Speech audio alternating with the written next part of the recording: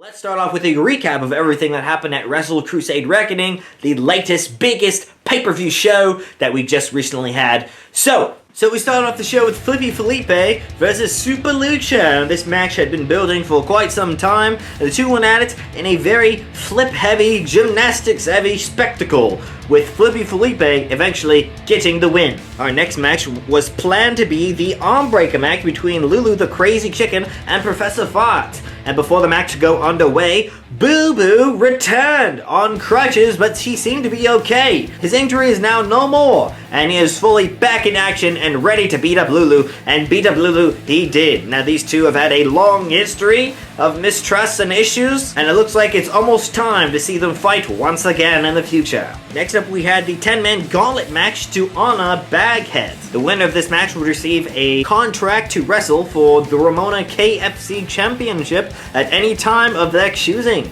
There were a lot of entrants, a lot of returns, a lot of special guests, and a lot of surprises in this match, but at the very end, it was the General who would come away winning the Ramona KFC Championship contract. After this ordeal, we moved on to the tag team tables match between the Ghostbusters and the Invisible Boys. It was a hard-fought battle between both parties, but in the very end, it was the Ghostbusters who picked up the win, winning their debut match. After the match, though, they were attacked by what seemed to be the Invisible Boys, and a little help from an audience member as well, who was escorted out the building shortly after. Next up, our owner and founder, Mr. Boss, came with the disheartening news that the next SuperCharged wrestling show will be the last. It will be called The Last Showdown, and more on that later. Next up, we had the very deadly pollution match between Normal Steve and Karate Chop. Karate Chop had to fight his best friend Normal Steve in a very hard-fought war,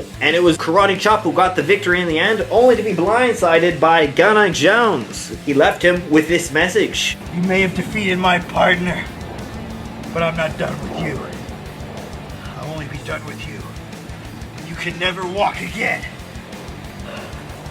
So at the final SuperCharged Wrestling show, I challenge you to a Falls Count anywhere." Next up, we had the first championship match of the night. Magic Magdalena defended her Ramona KFC Championship against Derek Dungeon. Much like the previous match before, it was filled with supernatural elements, as these two are very supernatural in their own right. But in the end, it was Derek Dungeon who became the new Ramona KFC champion, only until the General showed up, blindsided Derek Dungeon, and became the new Ramona KFC champion. We had 3 champions in the same night. What a night for the General. And lastly, but surely not least, it was the 30-minute Iron Man match for to determine who would become the SuperCharged Wrestling World Champion. Johnny Champion defended against Mr. Crazy, and this was an all-nighter. And quite possibly the match of the night, and quite possibly the match of SuperCharged Wrestling's history.